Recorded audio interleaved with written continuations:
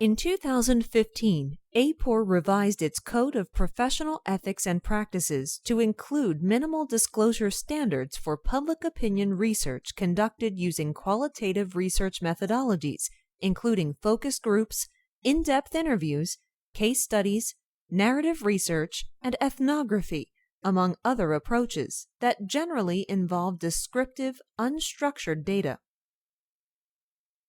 In this module, we introduce and briefly describe these disclosure elements for qualitative research, which can now be found in Section 3.b of APOR's code. Members of the Transparency Initiative are expected to report each of the data elements described in this presentation at the time that they publicly release findings that rely on qualitative research methods. For qualitative research that is not publicly released, members are expected to report these data elements when providing findings to a research sponsor. Here are those disclosure elements. It is fundamental to report who sponsored the research study and who conducted it. If different from the sponsor, the original sources of funding should also be disclosed.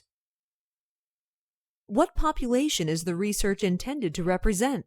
To answer this, a definition of the population under study, including its geographic location, should be clearly stated. In addition, the instrumentation that was used, such as questionnaires or discussion guides, should be reported, along with a description of the data collection strategies, such as focus groups or semi-structured interviews, and the language or languages used. Any relevant stimuli, such as visual or sensory exhibits or show cards provided to respondents, should also be described. The specific dates during which all data were collected should be reported. The physical location or locations of all data collection activities, such as in the research subject's home, office, or workplace, a clinic, a focus group facility, a street corner, or other location, should be specified. Research reports should also provide a clear description of subject eligibility, such as age or gender requirements, and the procedures employed to screen and recruit research subjects. The number of research subjects participating in the research should also be specified. Participation by data collection strategy should be reported if more than one approach to data collection was employed. If interviewers or coders were employed, the methods by which they were trained, supervised, and monitored should be reported.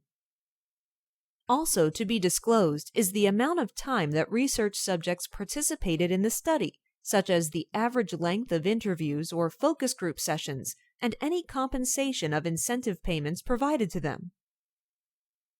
Information regarding whether or not data collection included audio or video recordings of research subjects should also be disclosed. Finally, consistent with other methodologies covered by the Transparency Initiative, if the results reported are based on multiple samples or multiple modes of data collection, all of the items discussed in this module will need to be disclosed for each. Thanks for your interest in the Transparency Initiative. We also wanted to let you know that the Transparency Initiative now also provides disclosure standards for research based on content analysis procedures. You can learn about those standards in another module in this series. If you have any questions regarding any of the material covered in this module or would like additional information, please email us at transparency@apor.org.